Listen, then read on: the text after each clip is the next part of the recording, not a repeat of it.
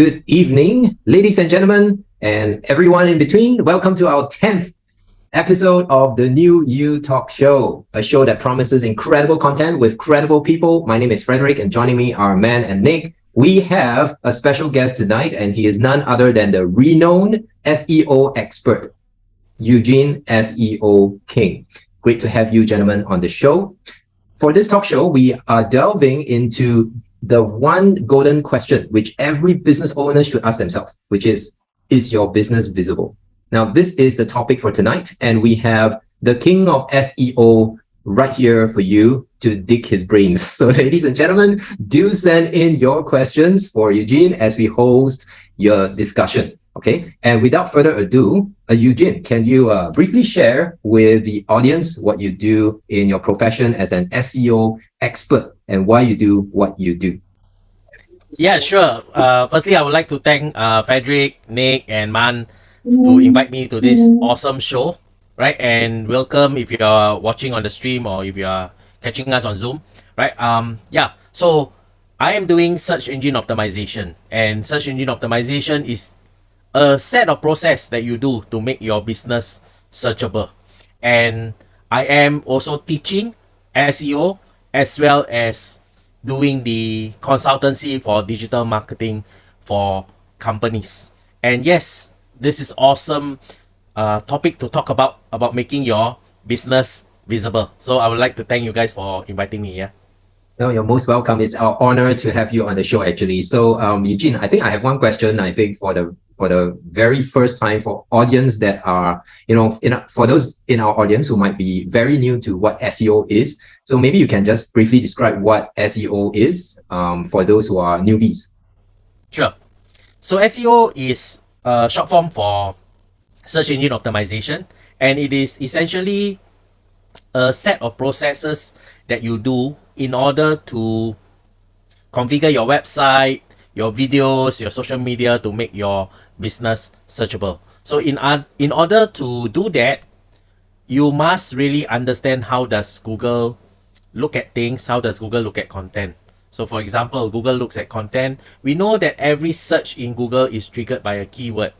And how does Google ensure that your website, will rank in this keyword? Google will look at your website, whether it contains the keywords, whether it's talking to a particular topic, and whether the topics are relevant before Google decide that you deserve a higher ranking than your competitor. And that's where you start to show up on the first page of Google for a search term like lifestyle and fashion coach, for example. If Nick Isa's target market were to search for him, it will be lifestyle and fashion coach. For Mandd, maybe it will be subconscious coach, and for yourself, possibly business astrologer. So it is in our interest that whatever that we do, we want to make sure that when people key in certain search terms, that they will be able to find our business. Yeah. So it's like having a domain name with a searchable keyword in it, like businessastrology.com, for example. Actually, SEO is more than that. I mean, there are a lot of misconceptions on that. Yes. Right? So they broadly there are a couple of areas that you need to focus in. The first area is about optimizing your content on your website, and that's called on-page SEO. What do you do, to configure? How do you structure your website? How do you cluster your information? Right? That is like on-page SEO. Then there's also an element of, how many links that are mentioning your website. How many other websites are mentioning your websites? And that is called off-page SEO. And it is a common misconception that, hey, off-page SEO, I need to get as many links as possible, right?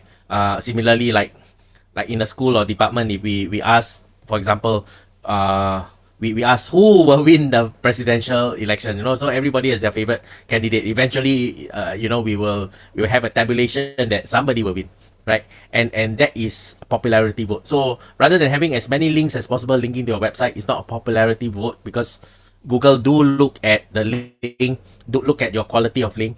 Is your link related to your business? So for example, I give you an example, right? If I'm selling a luxury watch and I happen to know 100 food bloggers, and I get them to say, hey, blog about my watch, Will I get traffic? Yes, I will get traffic from people who reading their food blog. They're curious, they click through. Will I get sales? Yes, I will get sales. So in the eyes of myself as a business owner, yes, I think these links are important. However, in the eyes of Google, Google will look at it differently, and Google will say, what has a food website got to do with a watch? So although you have 100 different bloggers talking to and blogging about your watch, physically we have 100 links, but Google essentially discounts all these 100 links, right? Because it is not really related to your business. So that is backlinks. And the other aspect that is most commonly overlooked is what we call technical SEO. And technical SEO is as simple as, is your website mobile friendly? Does your website has error, right? Does your website, how does it load fast, right? Things like that we need to consider in terms of technical SEO, right? So basically these are the three things: on-page SEO, off-page SEO, technical SEO. These are the main three things that we look at. And it's not only about having a domain or making sure that your keyword in domain, and it's also not a matter of just repeating as many keywords as possible so that I I can rank, just squeezing the keywords. That also no longer holds true, right? Yeah. Understand. So you were saying that, for example, just based on keywords, right? That's where how's your company will stands out in the online. Let's say for small businesses, right? Let's say these companies are just about to start up. So basically, what's your point of, let's say, 3 example of top 3 SEO strategies that you recommend that they can focus on for these small businesses? Top 3 what again? Can strategies. Okay, top 3 SEO strategies that they can mention in. Yeah. Okay. So most of us, or most of the target market, or most people doing businesses are Singapore. They are SMEs, small medium enterprise, or really one-man show, two-man show, that kind of thing. So if you're a one-man show, two-man show, firstly your resources are limited, right? And then you are really want to very quick jump into SEO, but then again you forget the very basics. Before you even start jumping into SEO, you need to make sure that your website load fast, right? Is your website load fast? That is the main thing, right? I mean, that's one thing. Second consideration usually is how you design keywords. So let me give you an example. So if I'm a property agent, right? If I'm just jumping into keywords, I'll say, hey, I need to SEO for property agent Singapore, right? Because that's very important. When people are searching for properties, they will search for property agent Singapore. I need to rank high on property agent Singapore. And that's where the problem lies, because in reality, when somebody is wanting to search for a property, they will not search for property agent Singapore, right? They will search for buy 4-room HDB Toa Payoh, for example. So you're better off optimizing the type of properties that you have, the location, and the maybe the value of the property and things like that. So that's the other thing. And also the other thing is also, the more important thing is, how are you organizing information on your website? Is the information easy to find, right? If your information is not easy to find, firstly, your visitor will not be able to find the information that they require. And secondly, if your information is not organized properly, then what we call the Google search engine spider, or what we call the search engine bots, when they crawl your website, they will be very confused, right? So a very simple analogy that I would like to use is that, imagine Google walking into a department store and your website is that department store. So will Google find like a lady's scarf in a men's department, right? So it's essentially I've covered 3 points, right? One is you have to make sure your website and everything, your technical SEO, everything is okay. Your keywords don't jump into it, and making sure that your content is relevant to the users, and really there's a lot more, right? Yeah. But in the current trend, I would say, like, a lot of people are everything about TikTok nowadays and this and that. Will you feel that it will actually replace SEO one day, or SEO will be still basic of what we need? That is a very good question, because we cannot avoid the power of social media. We cannot avoid TikTok, we cannot avoid Instagram, we cannot avoid Facebook. What has social media got to do with SEO? Social media has got everything to do with SEO, because social media is where you build your audience. And when you build your audience, let's say I do a blog post, I am able to get my audience out of social media into my website. Secondly, a lot of people don't realize that every social media that we have, even YouTube, there is a search bar. And when in social media there is a search bar, people use to search for keywords. So rather than telling you that you should you should over optimize your TikTok post with keywords, trying to rank, it's not really that, but you should write your TikTok post to ensure that certain keywords are there, so that when people enter into, for example, TikTok, Instagram, Facebook, the keywords, they can actually find it. So it's not really called like social media SEO, but essentially the whole topic about this is being visible. And in order for your business to be visible, it's not only website. So there's a lot of misconception that in order to be visible, my website has to be on Google page 1. That's not true, right? Because the simple question that I'm going to ask and challenge businesses or business owners that we have today is very simple. Yes, your website needs to be searchable. That's one thing. Then the next question I'm going to ask you is, if you have product photos, are your product photos searchable on the internet? Are you searchable on photos? If you have product videos, you have videos like podcasts and all this, are you searchable on video? And most importantly, is your business searchable on map? So is your website searchable? Are you searchable on photos? Are you searchable on videos? Are you searchable on maps? So ladies and gentlemen, SEO is more than just optimizing your website. It is about optimizing your business, right? And very simple, if today we are going to do a straw poll of businesses and we're going to ask them, simply, I would safely say 50 to 60% of businesses do not have a YouTube channel, right? 50 to 60% of businesses do not have a YouTube channel. Okay, so you're saying that some of the mention about the photograph, the videos, and particularly, is it better to label them so that people can actually Google and the pictures or the video content were connected to your website or connected to the Google itself when you search something about that? Yes. So if you have a video, it is advisable for you to upload on YouTube because YouTube is owned by Google, and also YouTube is the second largest search engine in the world. So there are ways in which you can optimize your video by making sure your video title has a keyword, your video description has a keyword, use relevant tag when you're uploading your video, and also of course your video file name you need to rename to the keyword before you upload on the YouTube, and that will actually give you really how you can optimize your video for YouTube. And if you optimize your video for YouTube, if you're searchable on YouTube, eventually your YouTube video will appear in the Google search result, organic search result as well. Yeah. Eugene, I got a curious question. Sure. I do notice that some people put hashtags, right? So hashtags with notable keywords, and some of these keywords can be like two words, two separate words, but they are supposed to be together because of the hashtag. So people use hashtags in social media, for example, on Facebook posts, and some they put the hashtags inside the comment section of the post. Some put it inside the post. Which one is more effective?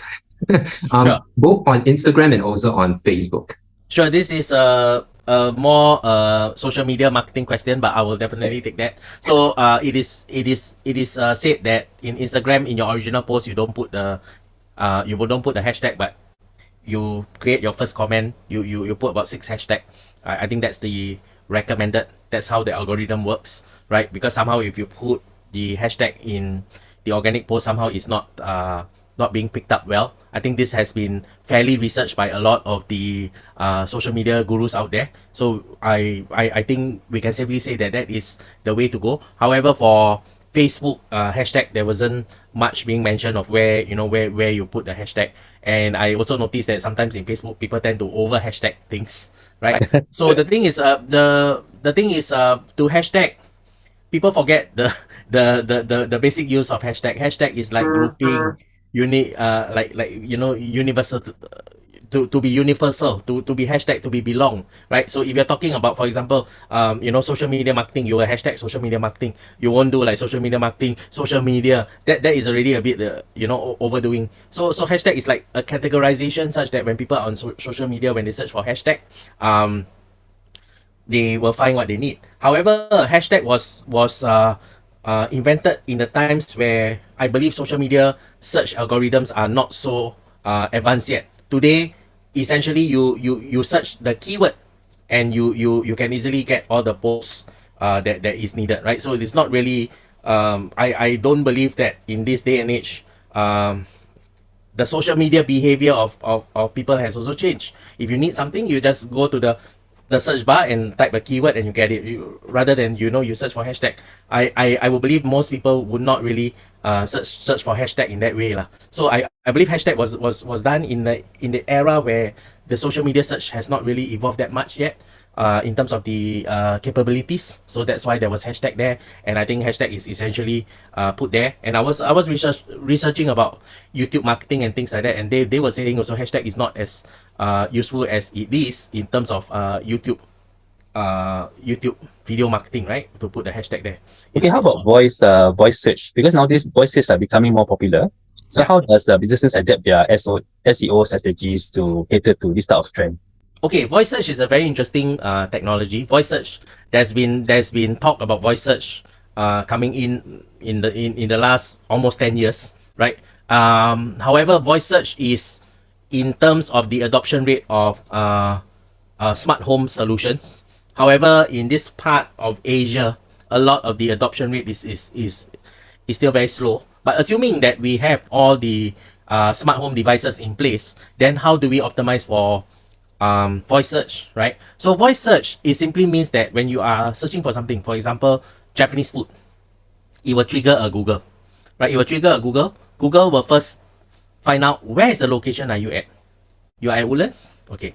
So Google will know that you are in Woodlands. Your search term is Japanese food, and Google will go out there and pull out the best optimized business and tell you this is the Japanese food that is near you, right? But in order for that to happen, because voice search is only it only returns one result, right? Whereas the Google search engine result page will return 10 results, right? So in order for voice search to happen, right, firstly, your content has to be very, very optimized, very easy to read, structured in very simple bullet points, in tables, such that when the search engine spider looks at your content, search engine spider say, hey, this guy is more relevant than the competitor. Let's put him as the number one Japanese food in Woodlands. And that's how you get ranked for, number one Japanese food in Woodlands for voice search. Yeah. Okay, there is one question from Farid. Yes. How much exposure will you get if there is so many posts related to yours? Like your hashtag. How much exposure will you get when there is posts related to your hashtag? Well, again, like what I say, our business should not be focused on just one-dimensional marketing. Like what I have mentioned earlier, hashtag marketing is not really as effective as before, because we ourselves as a social media user, we don't really say, hey, okay, let's search for this hashtag, let's search for Japanese food hashtag because I want to eat Japanese food. What do? We also talk about the social media search being more evolved. We just type Japanese food. Having said that, hashtag might have its purpose. For example, I am running WSQ SEO course, right? So every course testimonials that I get, I will hashtag WSQ SEO course. And this is because if in case people are searching for the direct search term WSQ SEO course, or people happen to still be searching for hashtag, I will let people know that I am conducting this WSQ SEO course. So rather than just putting a bit of overload of hashtag. So for example, I give you an example of overload of hashtag. Maybe one post you have maybe about 30 hashtags. That's a bit too much. So what you can do is that in your post, try to identify maybe 10 hashtag, maybe 12 hashtag. That's enough, right? Don't overdo it, because there is also a possibility that the social media algorithm sees that you are putting too much hashtag, and they may also limit your exposure. I wouldn't say hashtag is the main consideration for exposure being reduced, but more so about the engagement of your content, because social media is engagement. So rather than you focus on what hashtag to do, I rather you focus on trying to develop your copywriting skills. And in order to develop your copywriting skills, do you know who is the audience you're targeting at? So it can be simply say that, oh, okay, I'm a ladies fashion shop, right? So all my target audience is ladies. That's not necessary so, because the different type of dresses that you sell will appeal to different age group of ladies, right? So before you bother so much about hashtag, I rather you focus on getting to spend some time to identify who is your target audience, number one, and how do you going to write to them in an effective way. Second thing that you can focus in is to generate engaging content. So engaging content could be using Canva to generate some infographics. Learn Canva how to do a nice poster design, or learn video editing, right? Using Canva or CapCut, where you learn about how to do more engaging videos.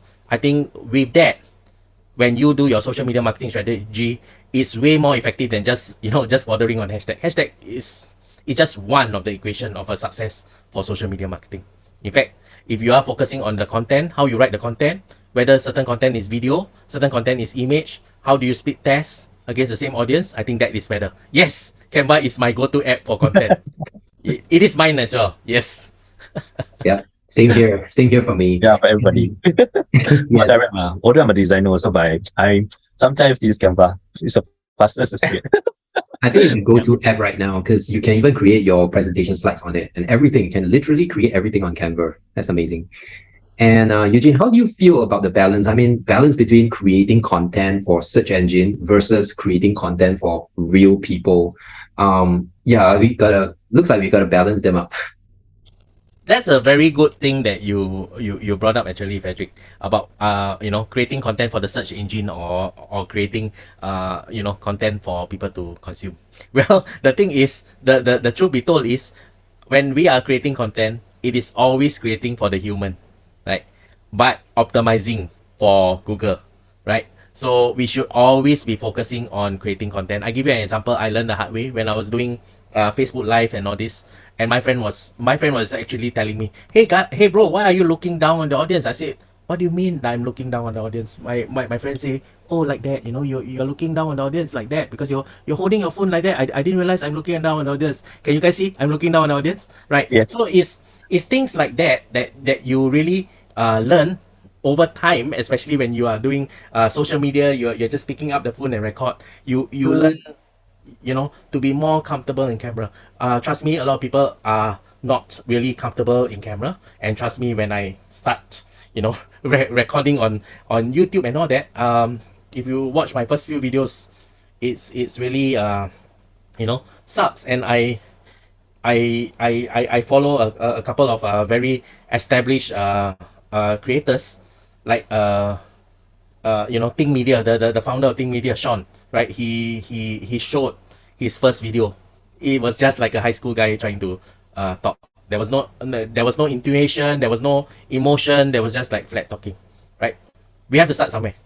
Does it mean that you don't want to start a YouTube channel just because you are not comfortable talking? But if you are not comfortable talking, you have valuable information to share, just start, right? Yeah. Yeah, got one question from Facebook Live. Yeah.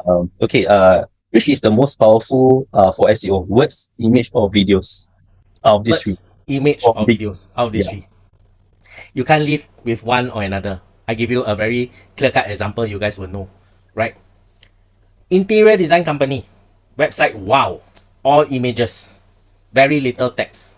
How do you rank for SEO if they don't have text?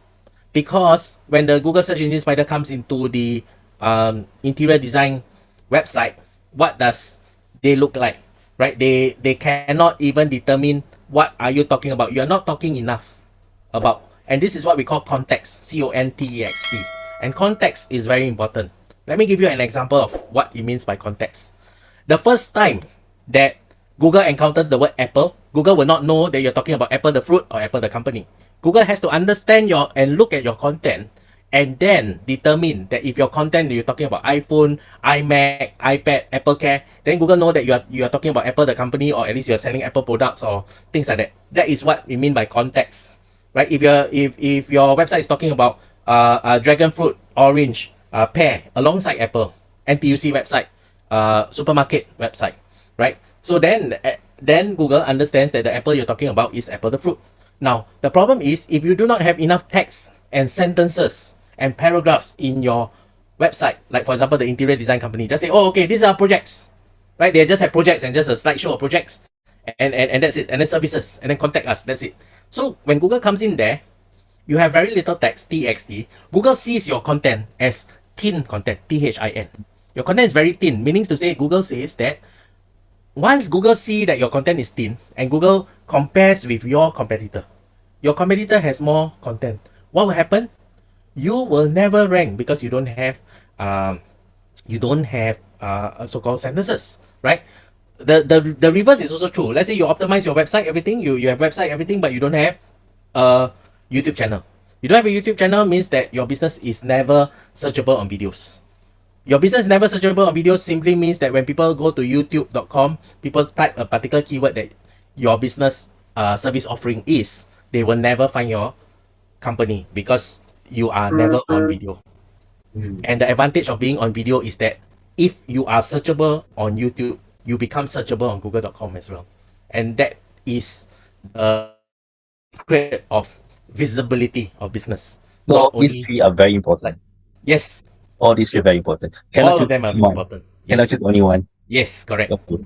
Yes, but thank you for the question because it's a chance to educate everybody.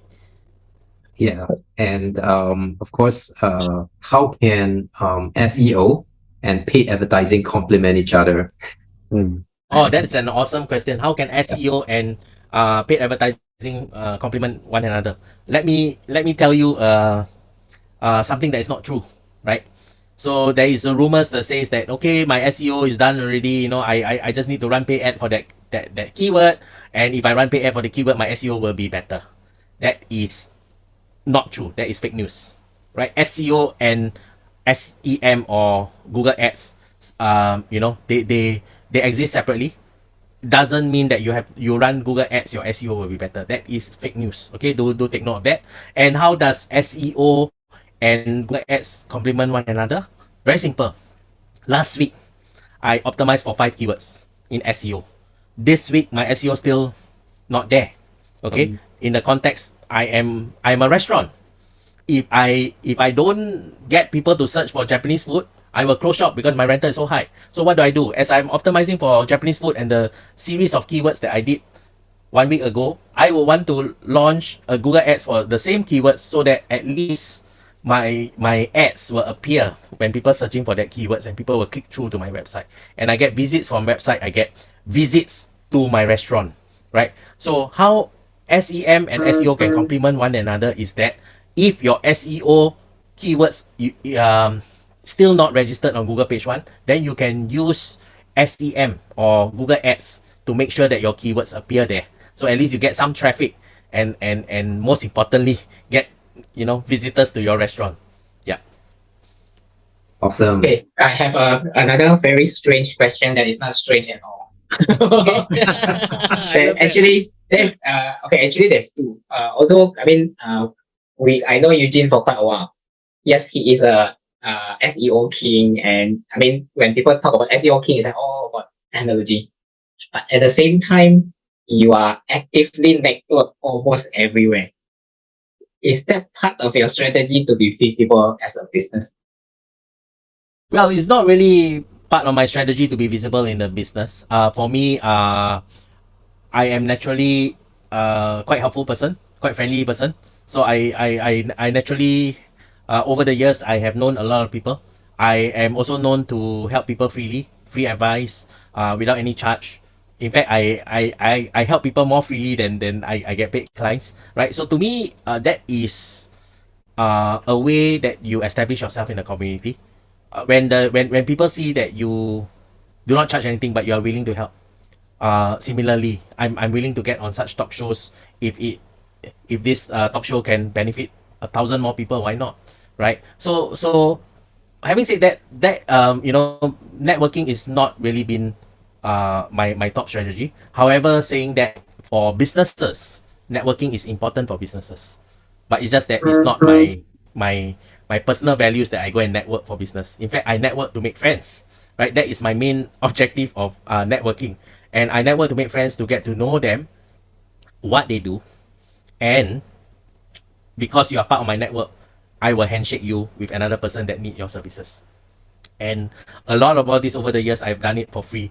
I've handshake a guy that there's a one-man show. He he was training guys how to date girls. That was quite interesting business model.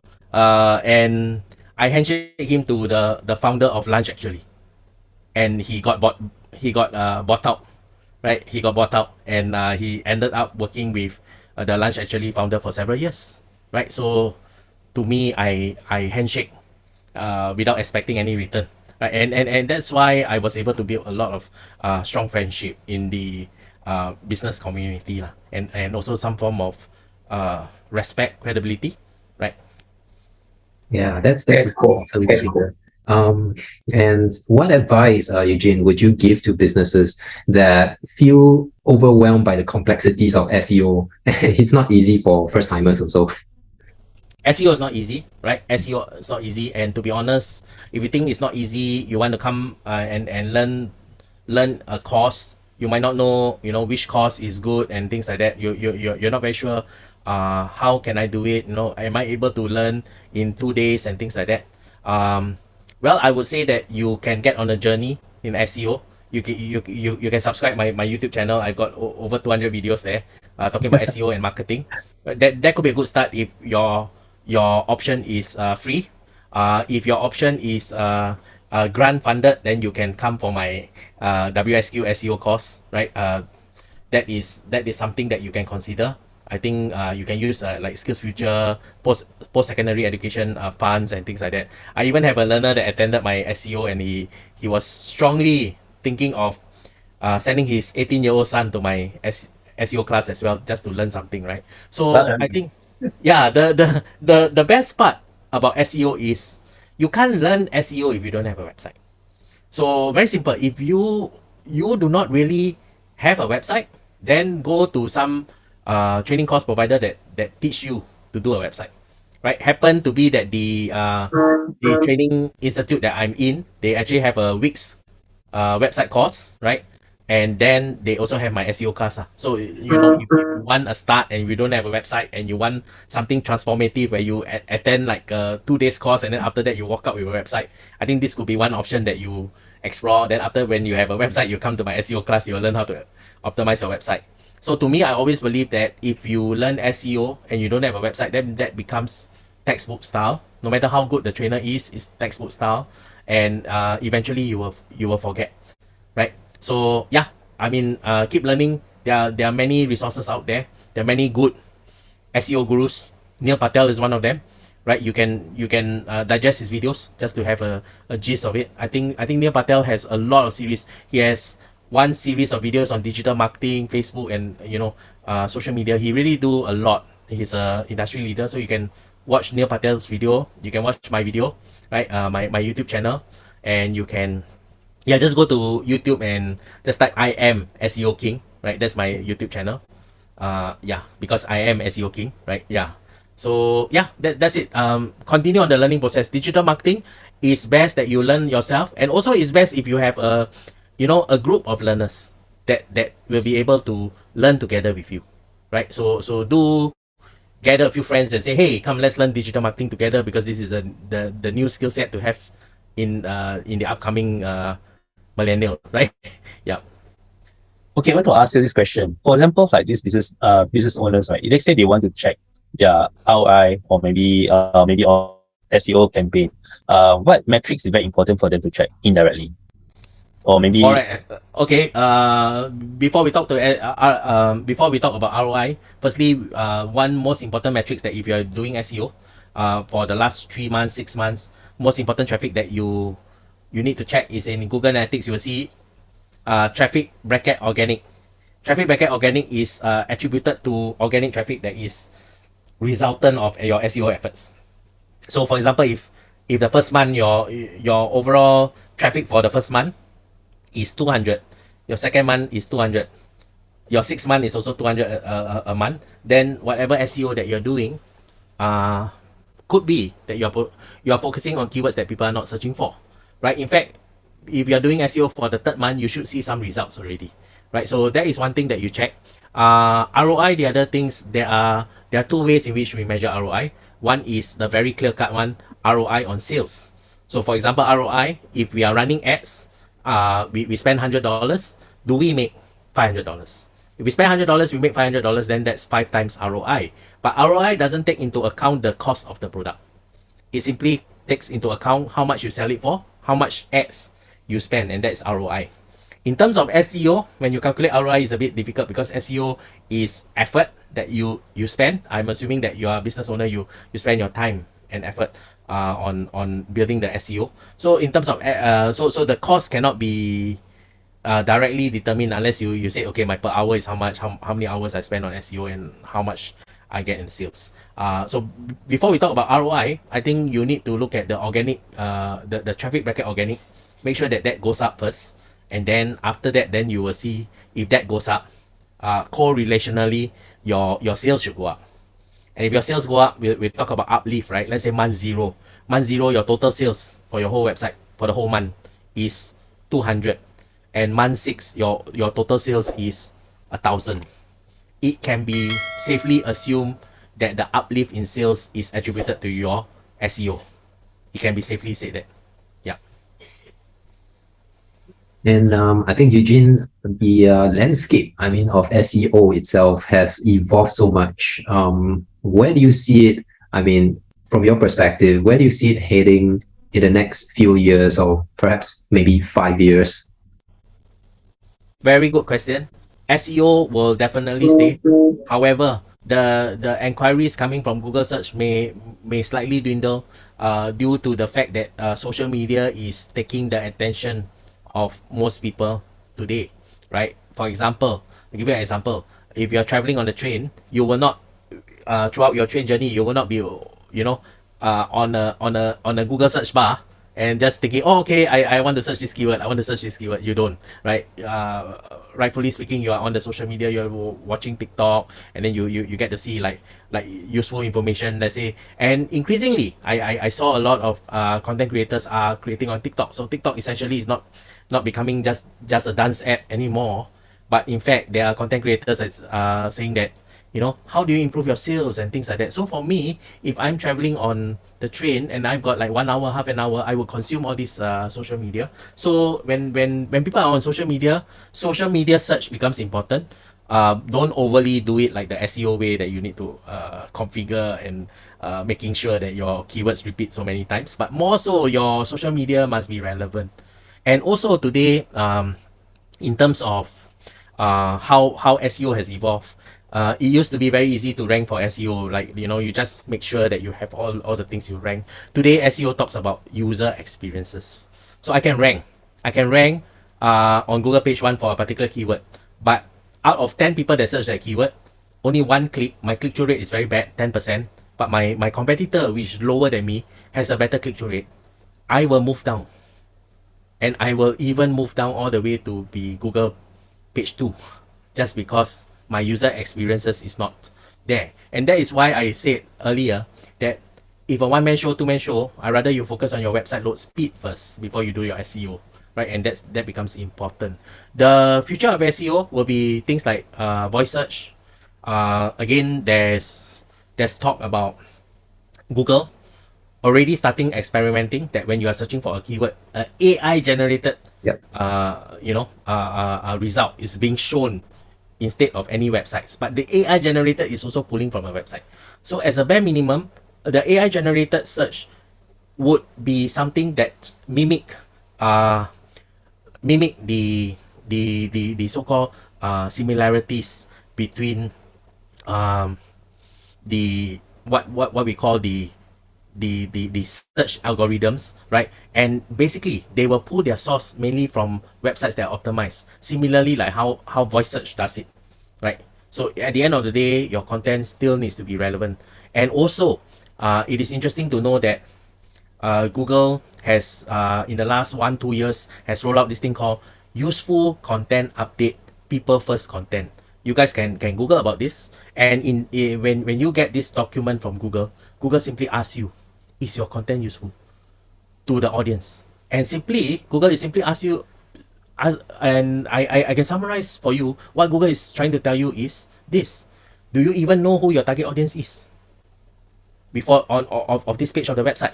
If you don't, and you're just writing content to target like, oh, just because I'm a female fashion shop and sell dress, then all girls are my target audience, then you fall into the category of your website may not be classified as useful content or people first content. And if your website is not people first content, people don't find it relevant, then they will not come to you. And similarly, also, if you have you have identified the target audience, but what target audience don't even know that they have a problem, right? So you need to tell them that they have a problem and that your product or services can solve this problem also, right? Rather than just identifying the target audience. Yeah. Yeah, that's interesting because you know, and on top of my mind is that I don't really go Google search anymore. Like you said, the Google search will kind of dwindle in a way. I use ChatGPT to search. Is to ask ChatGPT, and when I use ChatGPT often right nowadays, I type certain keywords, but I was just wondering how does Google actually pick up the kind of like keywords I use to type on ChatGPT? I don't know how do they come together, and how does the tracking works already now that we are in the age of AI, so to speak. So I don't know if long tail keywords still relevant or short tail keywords still relevant, because with AI, you know, I sense there's a lot of changes going on. Okay. Yeah, Let's address Google AI and SEO.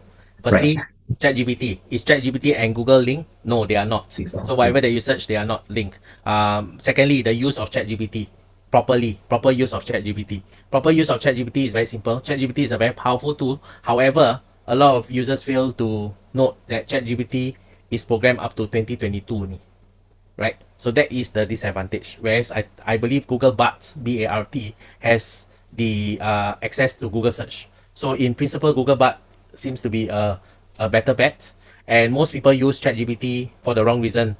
They open ChatGPT and they just say, hey, write me an article on this, right? However, ChatGPT, the useful benefit is that you have to train ChatGPT. I'll give you an example of what training ChatGPT looks like. Imagine you're a marketing, marketing manager of a watch shop, luxurious watch shop. I want you to write an article to this group of audience, and the article has to be how many words? It has to be engaging. It has to be written in the simplicity of 10-year-old or things like that. So you when you tell things like that, then your content generated is more useful for whatever that you need. And ChatGPT is seen as a productivity tool these days to generate social media content, because it really can generate social media content, right? However, next comes the big questions about ChatGPT generated content for websites, and how does Google look at it? Then this is how ChatGPT and Google is being linked, because ChatGPT generated content is AI, Google is AI, right? So what if I take a ChatGPT content, post it on my website, so that I still can fulfill the 3 articles a week kind of requirement for my website or my blog to rank high, right? I have no time to write. I just train ChatGPT to write 3 articles per week for me, and I just post it up as is. The problem with posting up as is that because ChatGPT is AI, you are AI, Google is AI. So the problem with this is that your target audience is not AI. When your target audience read the content, they will know it doesn't sound like you. This is what we call branding as brand voice, VOICE. Your voice of your brand is simply off, because what you do is whatever that's generated in ChatGPT, you just post it out. Your brand voice is off, right? That's one thing for sure. Secondly, AI definitely, right? Definitely in terms of Google will be able to track that ChatGPT uses or references certain sources, and worst skill, they might give you a duplicate content, like, oh, okay, the content generated on your this web page is like, seems like 50% duplicated from somewhere, right? And when that happens, what happens is that you essentially risk getting Google to filter you, and once you get on the Google filter, your page will not be able to rank on page 1, right? Because Google's will flag that you are trying to cheat by using ChatGPT. Yeah, so that is the disadvantage. However, you can use ChatGPT as a first cut. ChatGPT generated content you can use as a first cut. You can pass it to the intern rewrite. You're not happy with the way the intern rewrite, you rewrite. Then it becomes original, right? Or you can get Nick Isa to rewrite. Okay, I got actually one last question for you. This as a business, not okay. In the olden days, we have this Google My Business. Now they call it the Google Business Business Profile. profile, yes. Yeah, so this is very important, or what's your point of take of this? Yes, Google Business Profile is very important because Google Business Profile, when you list in Google Business Profile, even if you do not have a website, it enables your business to be searchable. In order for you to link in Google Business Profile, you need to link your business, your address, and Google will send a postcard, and then the postcard will give you a unlock code. It's a series of numbers, and you will enter into your Google Business Profile, log in, and enter these numbers. And once you enter these numbers, this Google Business Profile is forever yours. And the advantage of that is the moment once you activate this as yours, means that your business is permanently searchable on Mandd, right? That is one of the criteria that we talk about. Is your business searchable on Mandd? It's very important. Although more businesses, some businesses need this more than others. For example, if you are a restaurant and all that, definitely you need this, right? But if you are just taking an office, that virtual office that you hardly go there, sounds like Frederick. Okay, my last question is, then now how people find you? Is just your YouTube channel, or there's another preferred way for you for people that watch this to actually contact you? Oh sure. If you know, people want to contact me, they can just go to imseoking.com. That's my YouTube channel. They can watch some of the videos, and they can just leave a comment, or they could actually you mean as in contact me? How they contact me, is it? Yeah, how they reach Yeah, you. how they reach you? Okay, so they can connect me on Facebook. Facebook.com/IM SEO King. Yeah, I am SEO King. All right. Facebook.com/I am SEO King. Okay, there isn't any question from Facebook Live. I'll pass everything back to Frederick. All right. Thank you so much, ladies and gentlemen, for tuning in. We have certainly had a lot of great questions tonight, and thank you so much for the questions. And really, this has been really engaging sessions that we had. Thank you, Eugene, for your insightful golden nuggets that you have for us tonight as well. It has been really an evening of knowledge and wow, immense breakthroughs in the number of insights that we get tonight. So thank you. And If you like to take some pictures, Yeah. maybe those people online, they can actually on their Sure. video for a while. Yeah. You don't mind, you take one picture. All right. Cheese. Okay, I can see. Yes, I can see everyone there online.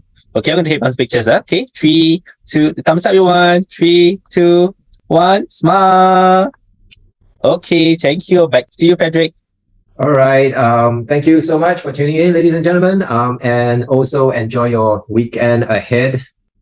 Yeah, and the election tomorrow. So we are just gonna end this right now. Good night, wisely, everybody. Good night, everyone. Good night.